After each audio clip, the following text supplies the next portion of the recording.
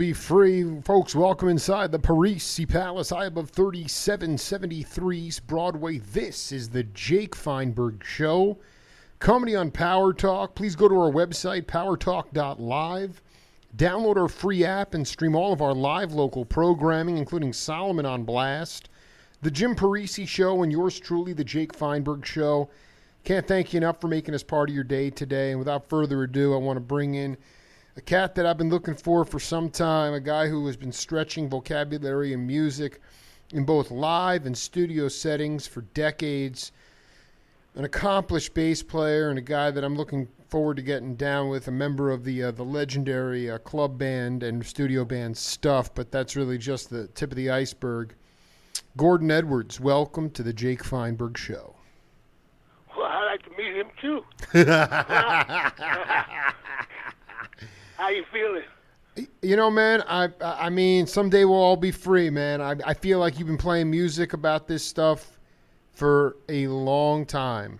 And I wanted you to just step back and being that I'm 39 and just sort of a young cat, you know, I'm woodshedding and I've done 2,000 radio interviews, so I'm learning from you guys, but do you feel like your people are more free today than they were when Donnie wrote that tune?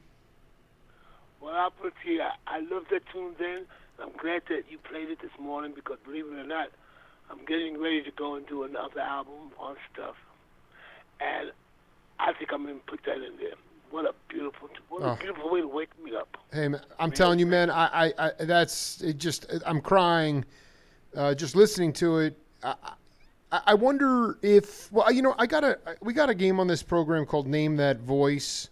I want you to listen. Okay. I want you to listen to this voice, and you'll know who it is. But I also want you to listen to what he's talking about, and then we'll come back and break it down. Okay. Well, that part was easy. Gospel and country. And then the country went to the blues, which was all country blues. They all came together. There were no such animals as rock, R&B, pop, jazz. None of those. Didn't have those names.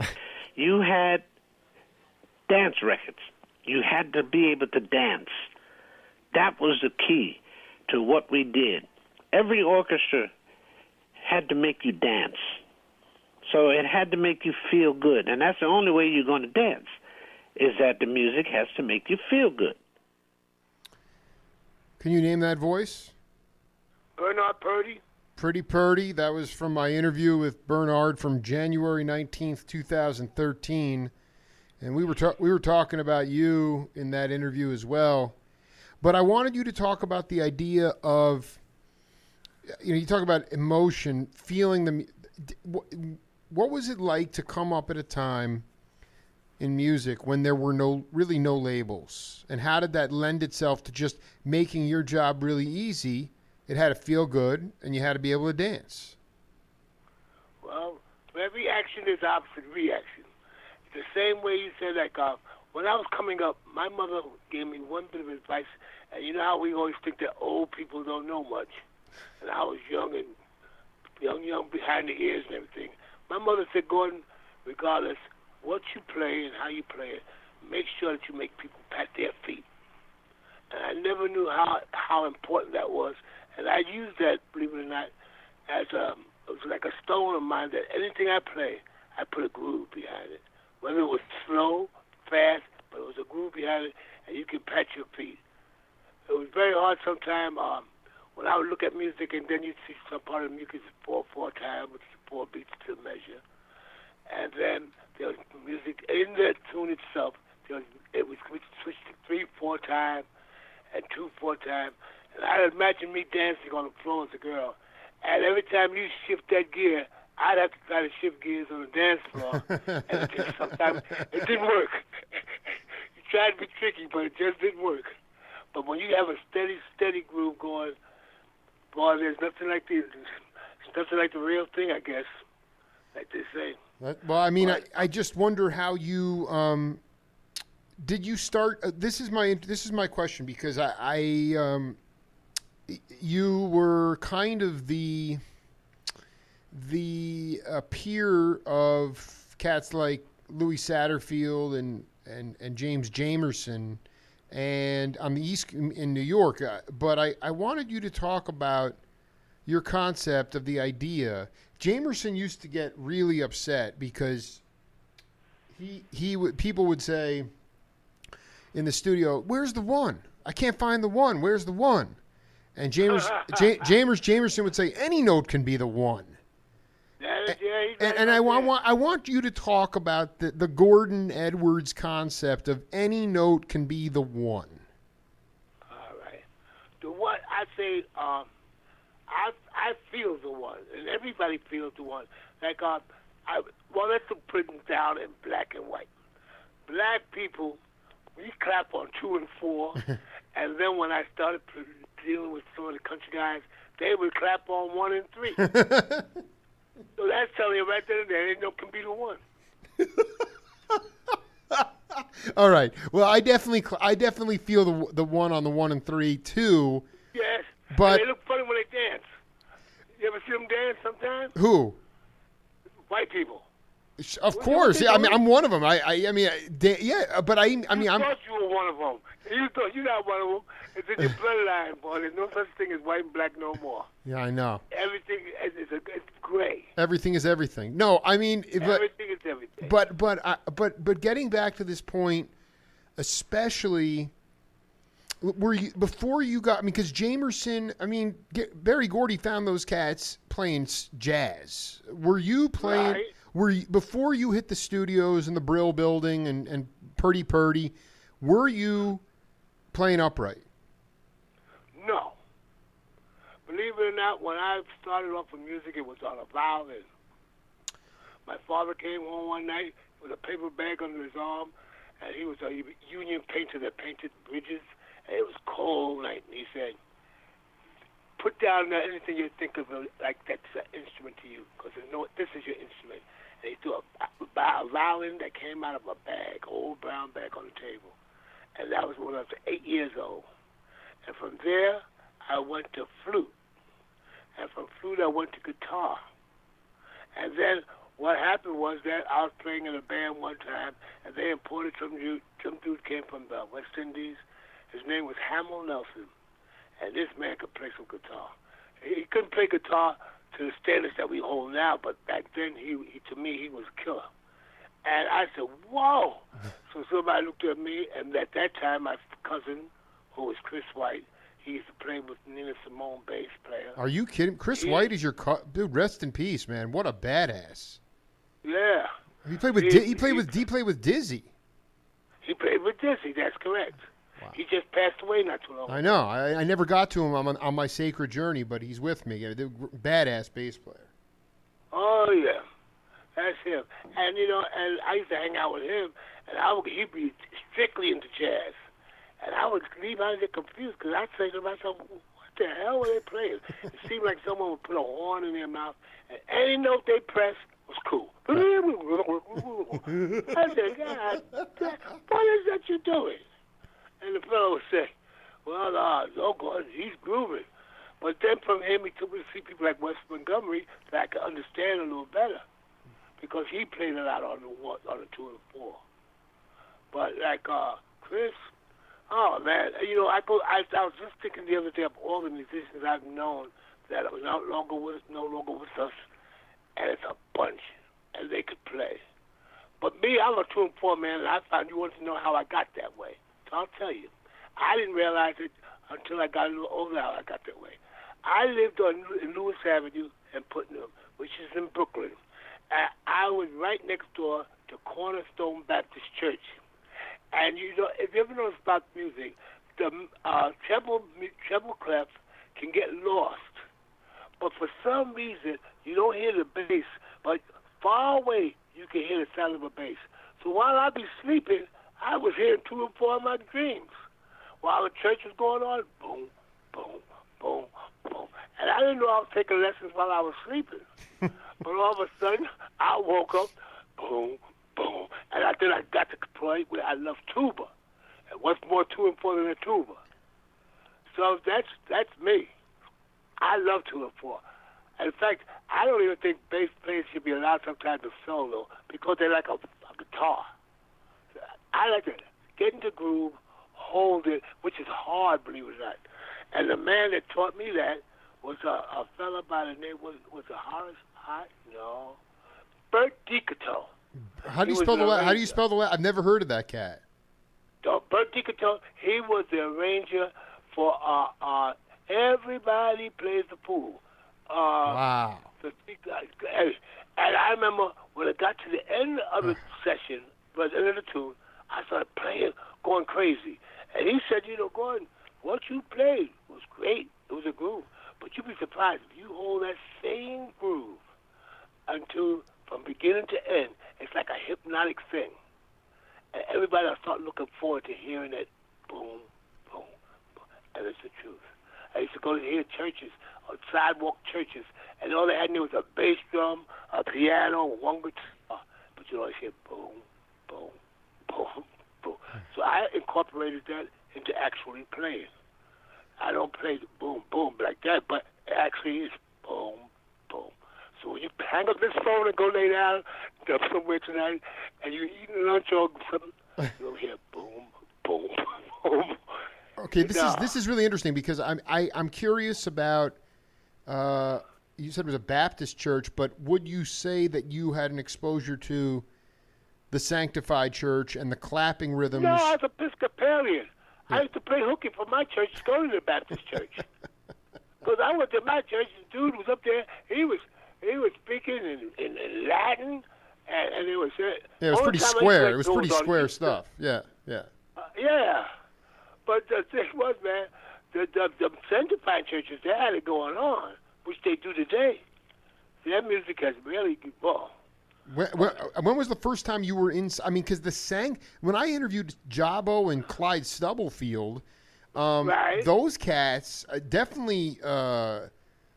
Clyde, both of them were part of the Sanctified Church, which did not have a full trap set. It was tambourines, sticks, there you go. and then these really old school clapping from the elders who were coming over. And could they clap? They could mess with a beat. They clap on 3 and 4. Right. They could clap. See, I guess, it's not how many instruments or what type of instruments you have. I guess it's who plays. But remember, boom, boom, boom. When you go home tonight, you'll be sitting down at the table eating dinner. Boom, boom, boom, boom. Everything's in a rhythm. But can you talk about these? I forget. You call them street church bands. What were these? That's right. Very common in Brooklyn. I mean, you just see people. Yeah, like when a store ran out of selling bubble gum and things of that nature, and you get about 10 people together, they put some folding chairs in there, and here comes your church. They make what they want, and they would boom, boom all the way. But that's what they would have. They'd have like a bass drum. And they had the tambourine, definitely had a tambourine. And for them, and anybody else that could play. And it wasn't like what instrument they wanted.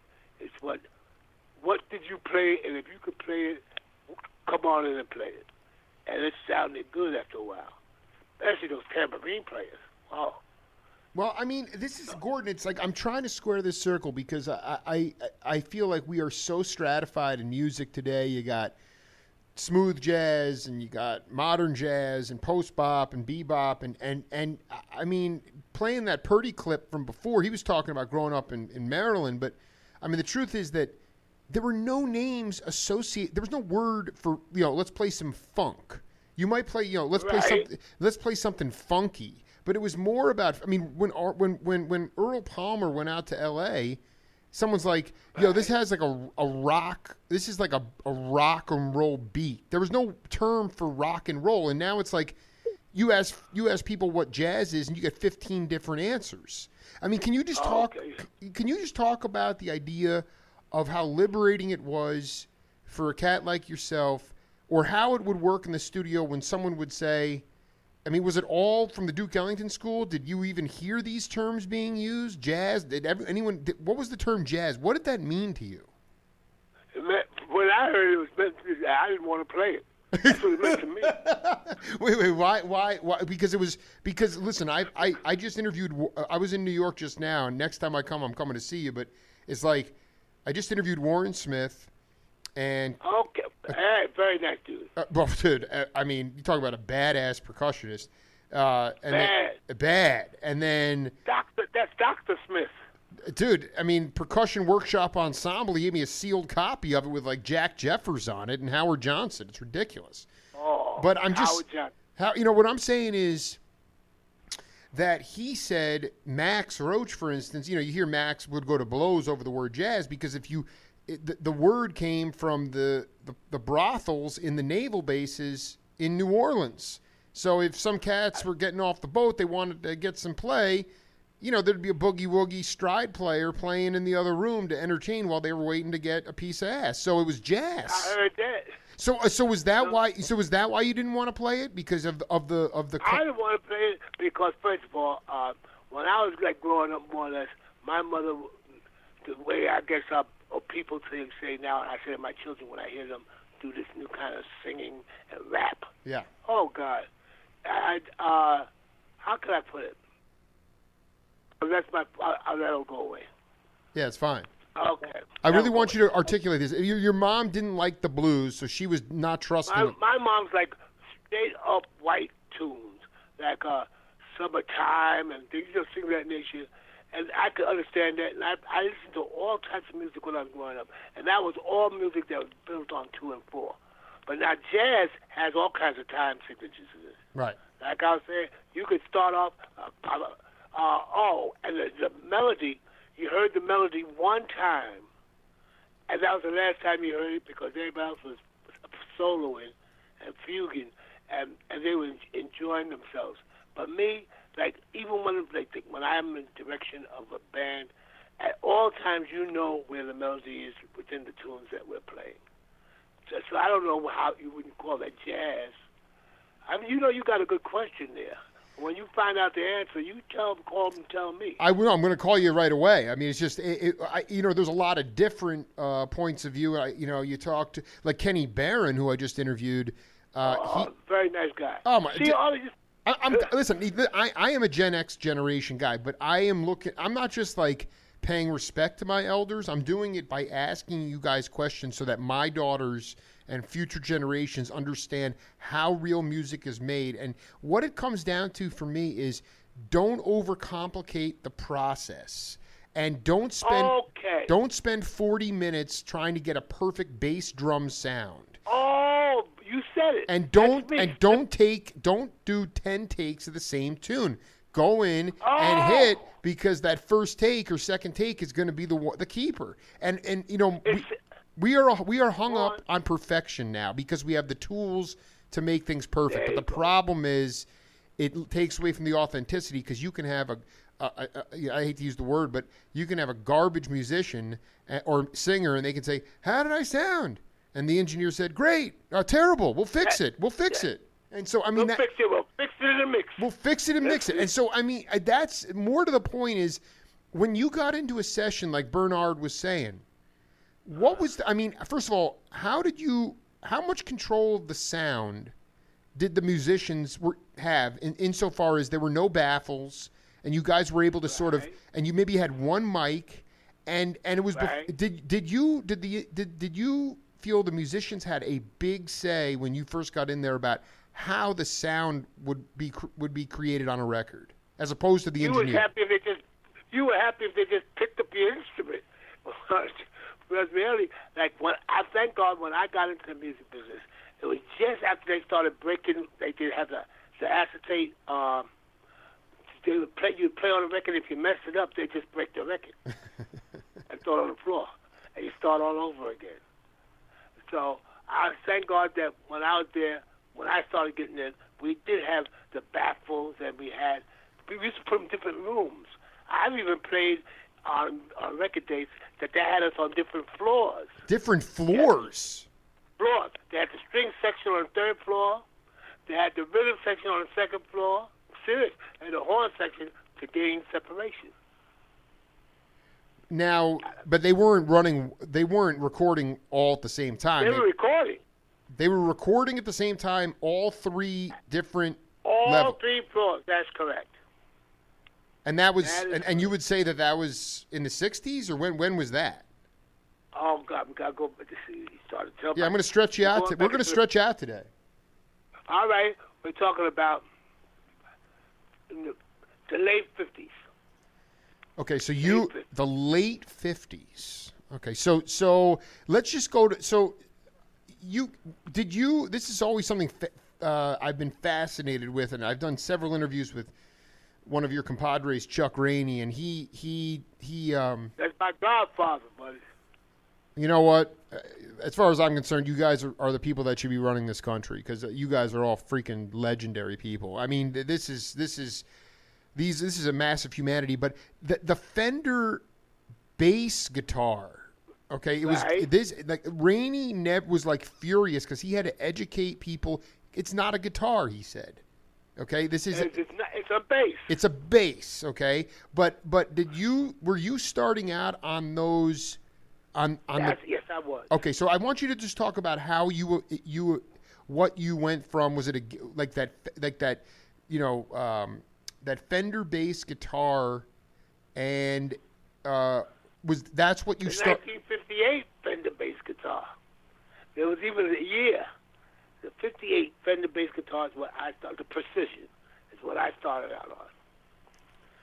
And the thing was, I played like he's the same way. When Chuck played, he always, you hear the melody in whatever he did. He had a way of fuguing through it. Like he was Chuck Rainey. Like I could hear a record, I could say right away, that's Chuck, that's Jamerson, right away after the third bar, because of the way we approach it in different ways. Me, like the same thing I played in bar 1, I played in bar 55.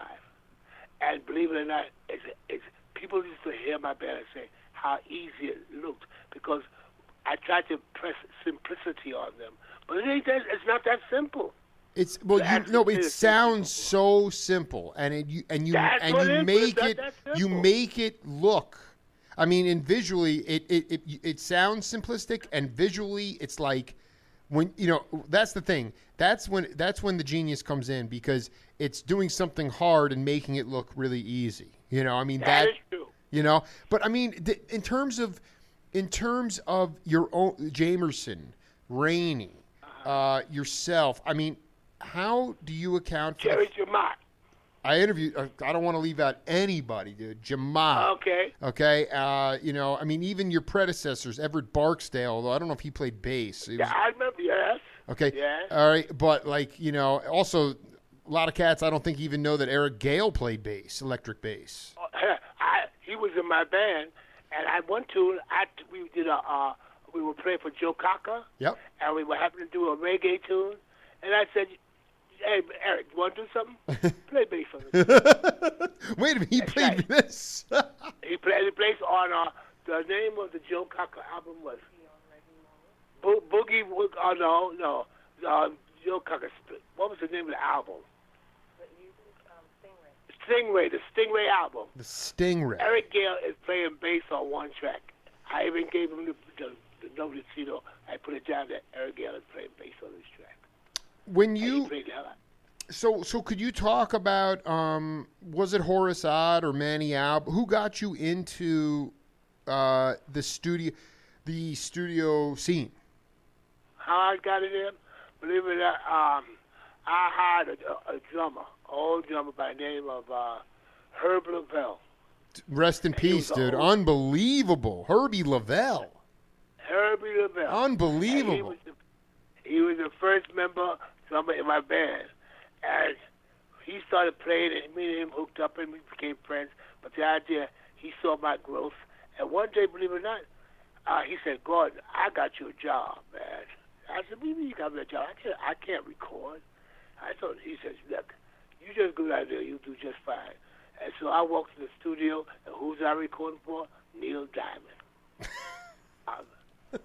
My eyes are open wide. I needed to drink 4 quarts of water. And I went in there, and the engineer at the time was Jack Adams. He did a lot of work in the studio. And he liked me, and that's what it is basically. When you be somewhere and you play something correct and someone likes you, you're in. They spread the word during lunchtime. I found them, and everybody's always looking for someone new to try not to sound like the next guy. And the guy, Jack Adams, and they said, hey, I got a job for you. So that did so good. The next thing I knew, I was doing a live job for Ray Cork. He was Friends of Distinction. Absolutely, absolutely. Yeah, I've interviewed Lamont McLemore. This is. Okay. Hold on for a second. I want to be very clear. You were in the studios, but okay. First of all, I want to be very clear with you on, and I can get this to you, but on the All Music Guide, which is not always the most accurate. Okay. It really doesn't. It says here. Your first of all, it says you played in Bob Scobie's Frisco band and you played drums. That's not possible. No. Okay, so the first thing says 1962 Tom Rush at the Unicorn and you're playing harmonica. No. Okay, then it jumps immediately to 71 with Purdy Good with electric bass, Pretty Purdy. That makes sense, but there's a 9-year gap in there that needs to be filled in. When was this Diamond session?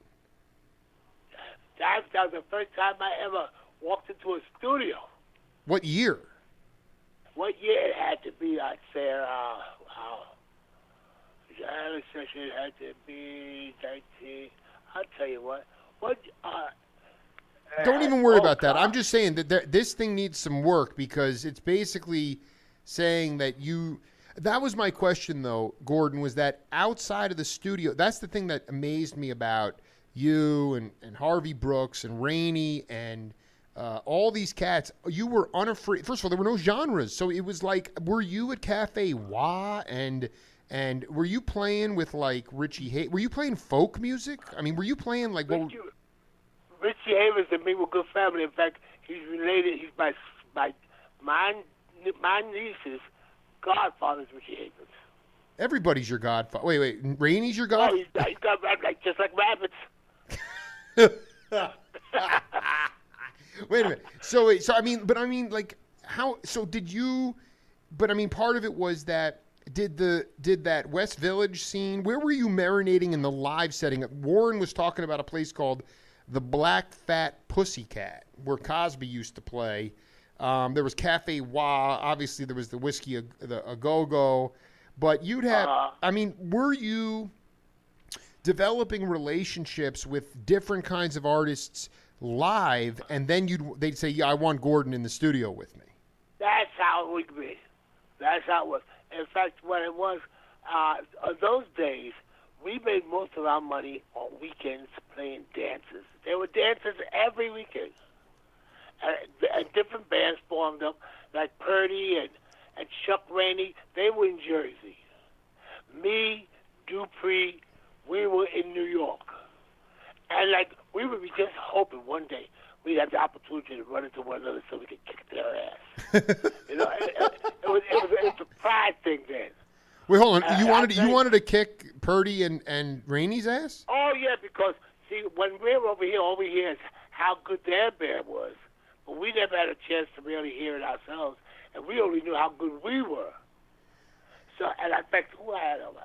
I had Jimmy Johnson played drums with me. Oh man! Wait, hold on for a second. I want to be clear with you because this is important. Chuck and Bernard were they were together. They played together over there in Jersey. And they had like an R&B band together. What were they playing? Yeah, it was a dance band. It was a dance band, and you had Herbie in your band or Jimmy Johnson. Herb Lavelle was in my band. Who else was there? I say, Newborn, not Phineas. His brother was Calvin Newborn. Dude, Calvin played guitar, with. Played the hell out of guitar. No, People don't even. Calvin, no, nobody knows Calvin, but he played with Charlie Neville up there in the 60s. But I'll tell you, don't know, he could play. Oh, he was a badass. Fact, a badass. He broke his ankle trying to help me down the stairs with my amplifier, and the amp was heavier than him. And when he put it down that first step, the inertia took its course, and it pulled him down, and he broke his ankle carrying my amp. Inertia? You said inertia took its course? Because what it was, he was like, the amp was heavier than him. So when he had it on the top step, and when he put it on the step underneath the top step, what do you call it? When gravity. Gravity. So Yeah, no, that's his ankle crumbled. Yeah. It crumbled. Unbelievable. Gordon Edwards is breaking people's. It's like crossover dribble, man. You're breaking people's ankles on the court. I see you there, man, on my sport. Well, I mean, we're in the pocket. I mean, this is so. I want to be clear about this though. The dance music of that time was doo-wop or like what, or Little Richard. Or, I mean, what were you playing at these dances? I'll tell you what. It was right at the end of the doo-wop stage, like the Coasters and people like that. Dig. All those groups. And that's what we were playing. We were playing dance music. We were like a small version of swinging all the way with Sammy Kaye. But it's just that we had no upright bass, and the pianos were horrible. You find this 500 strings laying on the floor when you walk in there. The black keys were mixed up with the white keys. So that's what saved the business was the electric piano. So who? Because Cornell was laying it down on guitar. Who was banging the keyboard? Who was banging the piano back into tune? We had them because the pianos are so out of tune. I'd rather use the guitar. Sure, I did. But McCoy Tyner. People that played with McCoy like Junie Booth and those cats. They used to watch. Oh, yeah. They used to watch McCoy.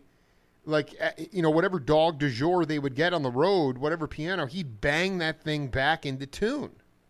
That's what you have to do. That's what I mean. You guys were scavengers, man. I mean, this is unbelievable, dude. So you made your dough on the weekends playing dance band, and you wanted to, and Purdy and Rainey were doing it in North Jersey. The same thing they were doing in Jersey. And you were going to kick their ass. Oh, we couldn't wait to get to them. And believe it or not, we did it too, didn't we? I'll be here saying, boy, no one wanted to run into us. We made it one time. I bet the manager of what is it go Way Back Home? Who played Way Back Home? Crusaders? The Crusaders. We were in Europe on a ship, and I bet him a round of drinks for everybody in the show. That stuff would kick their ass to play English. He took a bet. His name was George Grief, and you never paid off, you stiff. We kicked it. So, talking to Gordon, having a ball here with Gordon Edwards. Now, what was, so you were in was it fair to say that you started, were you in the Brill building with guys like George Clinton when he was there, or was that before you? At the end. At the very end. At the end. Before they put the lock on the door. That's when I came in there. Because usually I was playing, like I said, on the weekends with my group, and at that time it was called the Encyclopedias of Soul. Oh, my God. Did you guys cut any records? Oh, at that time, no. The Encyclopedia of Soul. That's correct.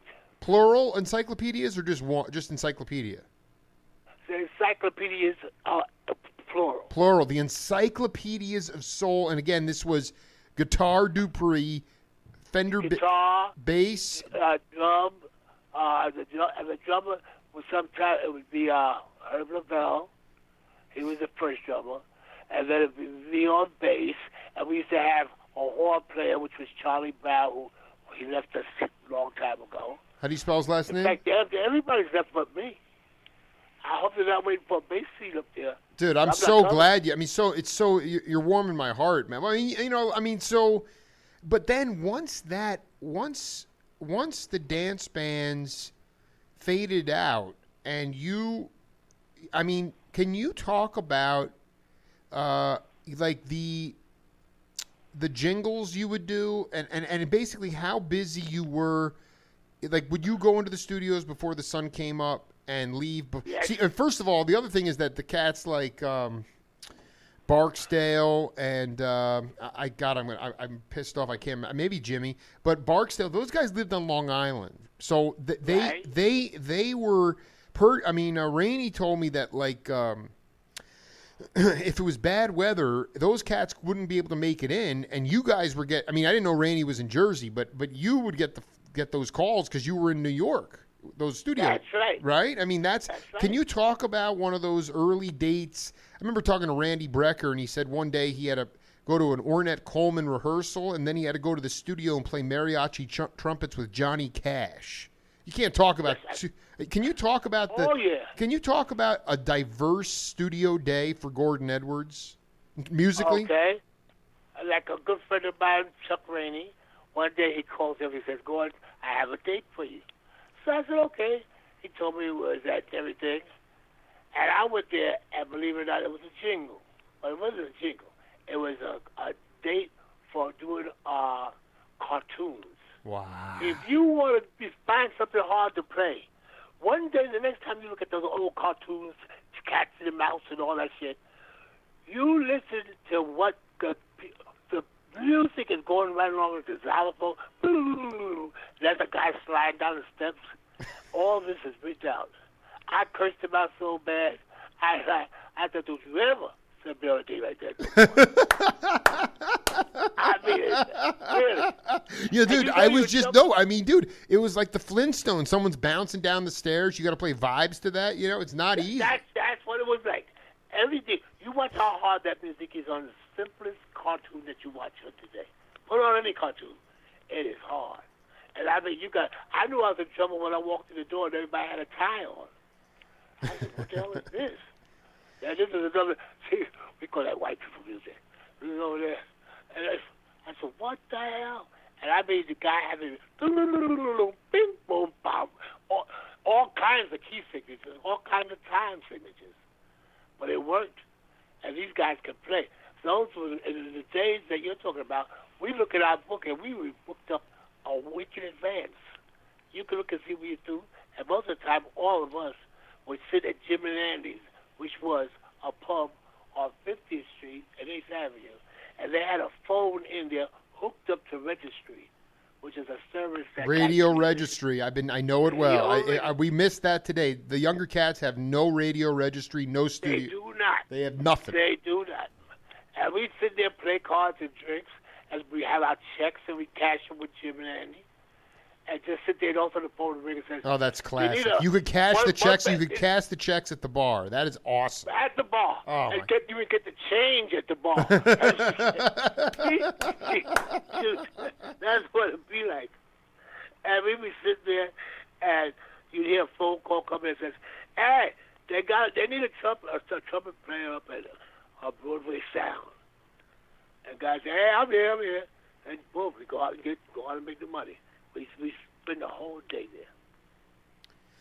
We have a name on this game of this program called Name That Tune. I'm not sure the last time you heard this tune. I heard it this morning, and I think it holds up as well, if not better. I'll know it. Play it. All right, let's do it.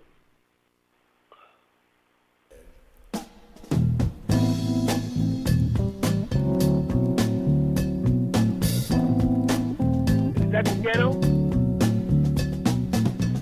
This system of justice is very unique. In courtrooms of champions, amateurs compete. Men with less than a high school diploma are attacked by college professors with glee and humor. With their lives at stake, they take the stand with a dream of fairness when they face this man. Justice is a legal cloak and an unrighteous way of punishing my folk.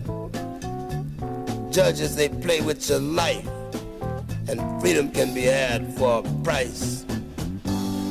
But for the poor who has no gold, there is no justice, and damn your soul. Justice herself, who claimed to be blind, been caught peeping a number of times. And in some cases, so I'm told, she's even taken off her blindfold. The scales was her criteria by which she judged for a very long time. now it's been replaced by a dollar sign.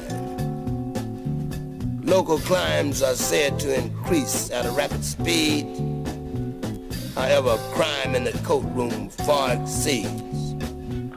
The pettiness that turns crimes from day to day is far greater in every way.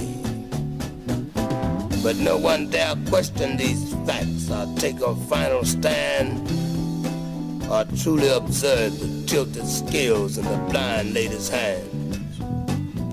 One need only to glance to see how the rich infringe upon our rights, while the poor struggle to comprehend justice in their already lost fight. Justice. Wow, who's that? What do you got for us, my man? You want to take it? You don't know that, right? I stumped you. No. That was. I know every tune. I know. Well, you thought you did. That was the Village Poet, Bama. B-A-M-A, Justice Isn't Blind, 1972. Bernard, Cornell, Gordon, Edwards, Richard T. Ain't that something? Music by Jimmy Whiz Wisner. I'll be there. And the name of the album is called Ghettos of the Mind. And I just wanted you to talk. I mean, that is the close. I mean, first of all, it was like message music. It was I mean, did you guys? Can you talk about? I just find it to be. We have for-profit prisons now. There are so many cats that are suffering and losing their whole lives behind bars for nothing. And I just wanted you to talk about your people and how much of the music that you made was driven towards justice and equal rights. Oh boy. Okay. Well, you see the thing. All right, I can do the best I can. Yeah. First of all, I was a black man born in the North, in Brooklyn, New York, and it's like the thing that saved me mostly was my mother and father who came from the West Indies. And they used to always tell me, like, go as hard as it might seem here, trust me, it's harder somewhere else. So, as it was always planted in my mind that regardless how rough it was for me, someone had it rougher. And in time, everything could straighten out itself. I didn't know it would take this much time because it's such an easy thing. It's like we talk about simplicity. I mean, this world is so simple to straighten out and be ridiculous. I mean, we have guys in prison that have to come out of prison after 10 years and hit somebody in the head for 15 cents because they have no money, instead of giving them a job like the sanitation job where you don't have to go to college and learn how to live from an ash can, and give them even a $50 an hour, and they could come out after a period of time with some money in their pocket. I tell you the truth, to go into something like that, we need a bottle of scotch and a long night. Listen. We are just getting started. I know. Really? I know it's a deep. I mean, I have dedicated my show to sociology, love, leadership, overcoming adversity.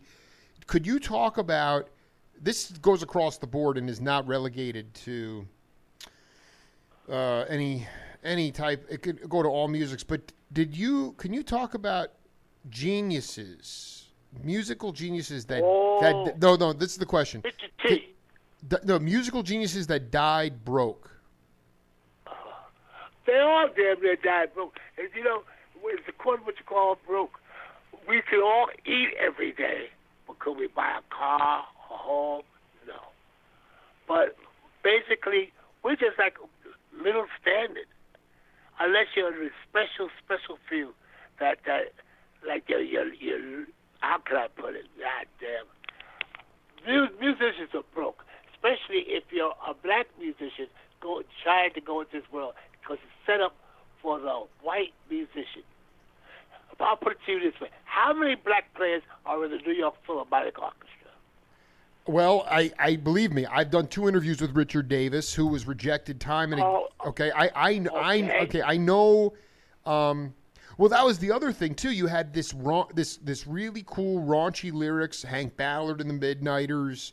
You had Dyke and the Blazers. You had all these crazy R&B bands, and then all of a sudden there was this payola scandal, and all that music disappeared off the radio. I'm talking about black R&B music, and Right. and then all of a sudden you got Pat Boone doing like some sort of cleaned up version of. Like today. Yeah, it's like Yeah. what I mean. Can you just? I mean, did you were having a ball and trying to stay out of trouble and trying to stay above this? I mean, you guys have it extra hard in this justice system, but it's like, how backward and how bizarre that must have been to see this cleaned up white, like you said, it's geared for white people. How weird was that? How bizarre was that? It was so weird you didn't even want to understand it. How this person could sell out 50,000 people in stadium, it was hard to understand. But the thing was, the only good guaranteed thing that felt good, we knew that we could play their music, but they couldn't play ours. We knew that. Any day you want to sit us down in any session or anywhere live, and we could play their music because there was nothing else to play. And there were plenty, and there were plenty of white cats who wanted to play the music, and that. That's the joke. It's like those that sing. All right. Well, like I mean, like how did you? I just wanted to ask you about like Steve Gadd. I mean, when did you first? How did he become part of the band? I mean, that cat. That cat he was able to, he was woodshedding up in Rochester with Shirley Scott and Groove Holmes and those cats. Chuck Mangione. And Gap Mangione, yeah.